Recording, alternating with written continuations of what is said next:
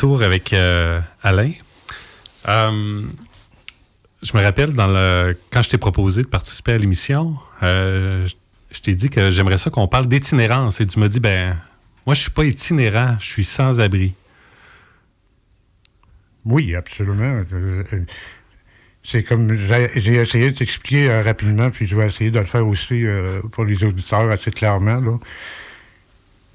C'est que l'itinérance, si on prend au mot, ça prend un itinéraire. Donc, moi, j'ai pas l'itinéraire, donc je peux pas être un itinérant en tant que tel.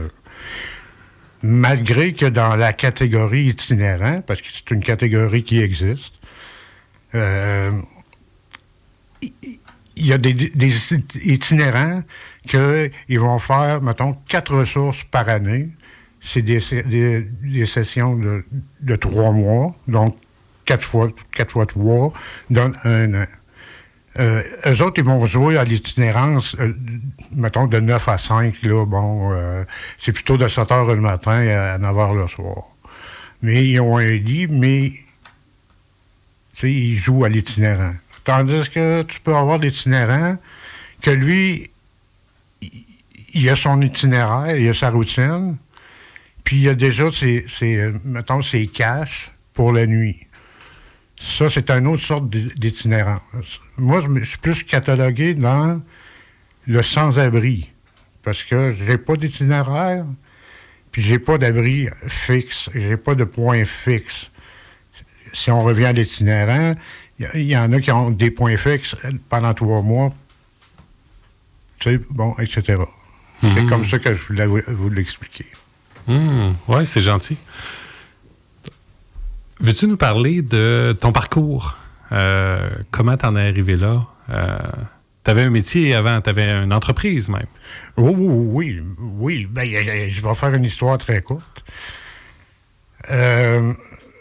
Moi, je suis enfant unique. Mes parents sont uniques aussi. Puis, c'est très éduqué. Ce que je veux dire, c'est que mon père, il était architecte. Puis ma mère elle avait un doctorat en français, donc professeur de français à l'Université Laval. Donc, j'ai été poussé aux études, aux hautes études par le fait même. Donc, je me suis rendu à l'université. J'ai fait un bac en musique. C'est pour ça que je suis à l'aise avec les microphones, la musique et les spectacles, et les spectateurs et les auditeurs. Suite à ça, mon père, il était pas trop d'accord à ce que je sois en musique, alors que ma mère était d'accord parce que moi, j'allais à l'Université Laval au pavillon Cazot, puis ma mère, elle enseignait au chargé de cours, ce qui devait enseigner aux mal-enfants. Donc, j'étais près de ma mère. Bon, ça. Fait que là, quand j'ai eu mon bac, c'était le party de l'université. Fait que je me suis représenté chez moi 3-4 jours plus tard, un peu éméché. Hein? Ça arrive. Bon. Puis, il faut situer l'endroit aussi, parce que c'est à Saint-Ézéard-de-Beauce. Donc, un après-midi, mon père il m'a demandé d'aller porter une poche médicamentée de la meunerie de Saint-Ézéard, parce qu'il y avait une porcherie où il y avait des maladies. Puis ça prenait ça vite fait. Vite. Excusez-moi. Donc, je suis allé livrer. Le lendemain, il y avait 2 poches. Puis ça a commencé comme ça. Jusqu'au bout de 6 mois que je récupère une run qui partait de Purina-Saint-Romuald pour faire toute la Beauce, des meuneries, il y avait des fermes, il y avait toutes sortes de choses. Fait que là, au bout de 6 mois, mon père m'a financé pour un cube, un 14 pieds. Excusez-moi. Puis de fil en aiguille, on a monté au gros camion. Ça a duré 37 ans. Puis la pandémie a bouffé la compagnie. Tu avais plusieurs camions. Hein? Qu'est-ce que tu faisais dans ton entreprise? Ben moi, j'étais plutôt le président, le directeur général. C'est moi qui négociais les contrats. C'est moi qui négociais la représentation, etc. Tout le kit. J'ai monté Il y avait 53 employés en dernier, 53 employés, 38 trucks, 114 trailers, des trailers de vannes. Puis c'était des trailers spécialisés, compte tenu du fait que c'était des fruits et légumes qui venaient d'assez loin, du Mexique. Donc, ça prenait des trailers réfrigérés. Puis, c'est comme ça que c'est arrivé. Puis là, tout allait bien jusqu'à la pandémie. Oui, parce que la frontière a été fermée. Sur le côté canadien, ça a bien été en réalité, mais quand ils ont fermé un côté aux États-Unis, il y a des camions qui ont resté aux États-Unis pendant un mois de temps. Là. Oui. Quand le camion est arrêté, il n'y a pas de budget. Pas de revenus. Pas de revenus. Puis des dépenses qui continuent. Ben, qui continuent, parce que l'employé, il faut le payer. Bon, il n'y a pas les dépenses de fioul. Tu sais, bon. Qu'est-ce que tu t'es dit à ce moment-là?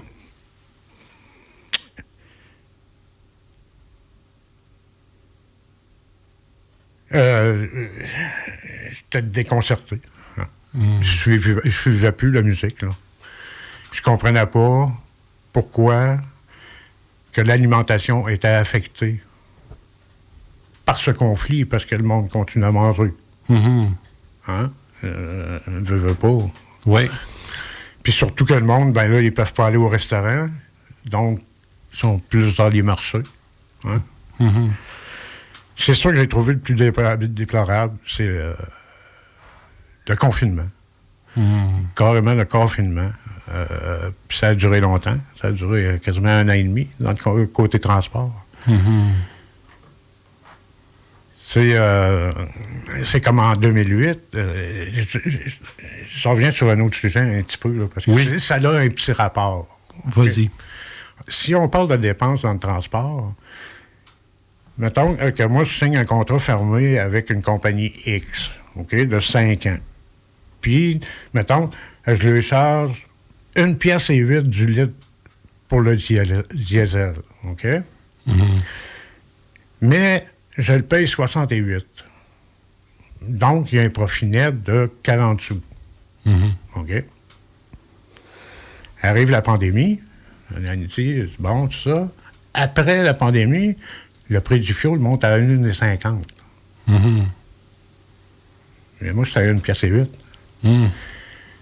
Donc, c'est là, c'est à moi de payer de 40 sous du profit net que j'avais avant. Même rouler tes trucks, c'est une dépense. Ben oui. Parce que un camion, c'est 1000 litres. À 1,50 $, on s'entend que c'est 1500 $. Il y en a 38, là. Oui. Hein? Bon. Fait que je suis déficitaire. Puis qu'est-ce qui arrive au départ? La compagnie tient? C'est sûr que là, il faut que tu négocies avec le levier économique. Il faut que tu négocies avec Revenu Québec, Douane et Accise Canada. Tu essaies de reporter ton rapport d'impôt commercial à l'année suivante. Parce que, mettons, moi, j'étais contrat fermé avec une compagnie X. Eux, ils ne bougeront pas. Parce que le contrat, il est fermé. Donc, tu essaies de négocier. J'ai réussi à négocier. 2022, 2023. Mais là, cette année, non. Là, j'avais plus d'arguments. J'essayais... J'ai profité des prêts, tu sais, de la PCU, mais pas moi, là, mais les employés, ils n'ont profité. Mais aujourd'hui, ils leur réclament. C'est des prêts. Oui. Quand tu t'es rendu compte que là, c'était vrai, là, la compagnie ne pouvait plus tenir, puis comment tu as réagi à ça? Qu'est-ce qu'il a fallu que tu fasses? Moi, je vais être franc, je le croyais pas. Je ne croyais pas que ça fermerait, que les employés perdent leur travail. Je ne le croyais pas. À quoi je croyais, c'était peut-être à l'indulgence d'une société. Hein?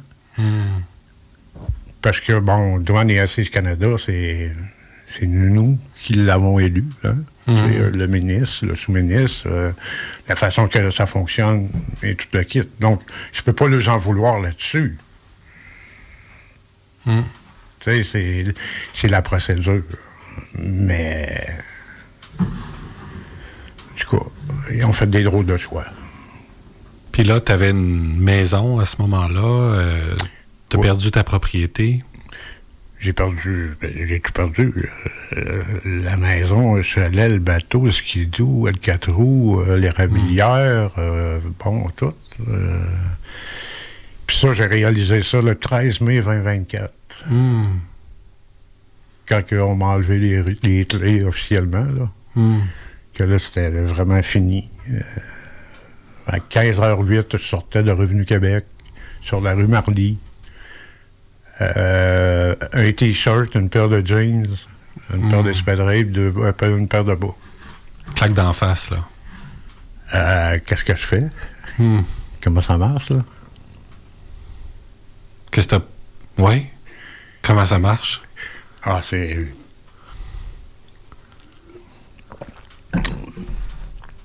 Il faut que tu réapprennes à vivre. Il faut que tu oublies pratiquement ce que tu avais, la facilité que tu l'avais. Il faut que tu sois attentif, surtout à ça. Puis, l'expérience de la vie fait que tu peux être plus débrouillard qu'un autre. Hein? Parce qu'il y en a qui ont tout dans le bec, mais ils ne s'aident pas trop.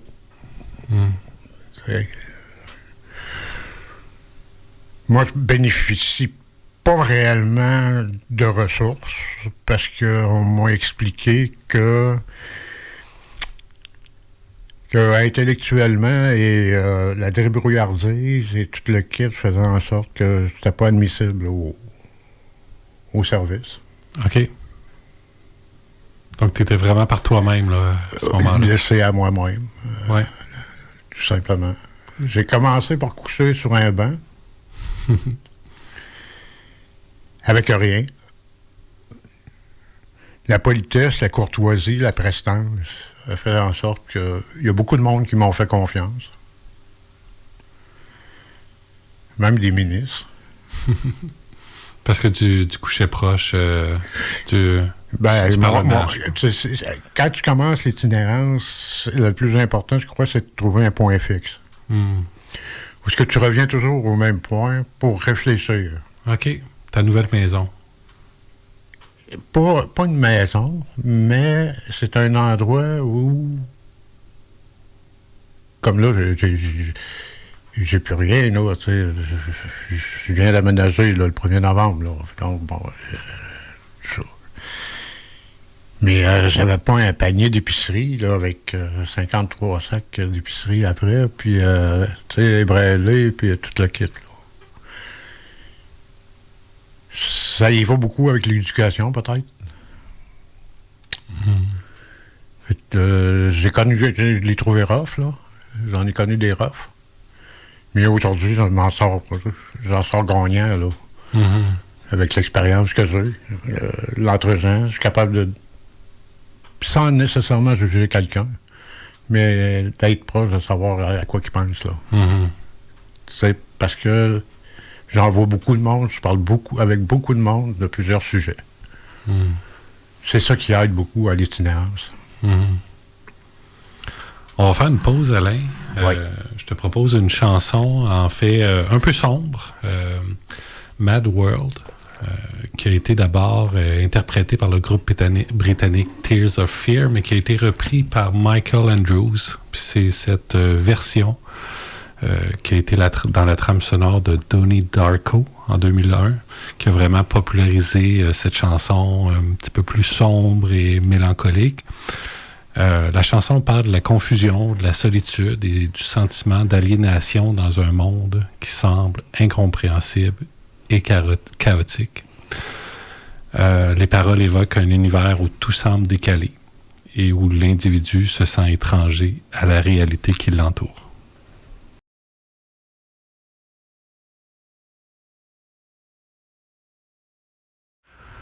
On est de retour avec Alain, puis tu nous parlais tantôt qu'il fallait un plan B, là, parce que là, tu te retrouvais dans la rue, puis même un plan D. Il fallait être débrouillard.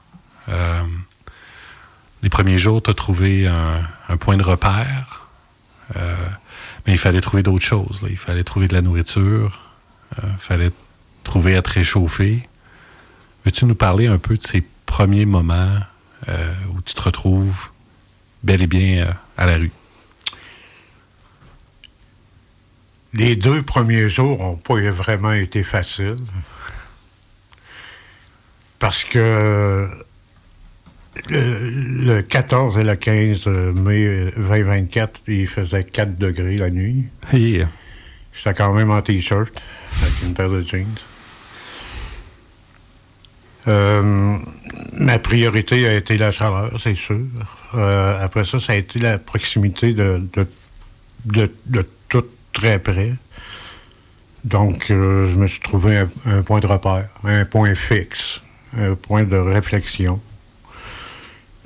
qui est près d'une institution gouvernementale qui est très achalandée.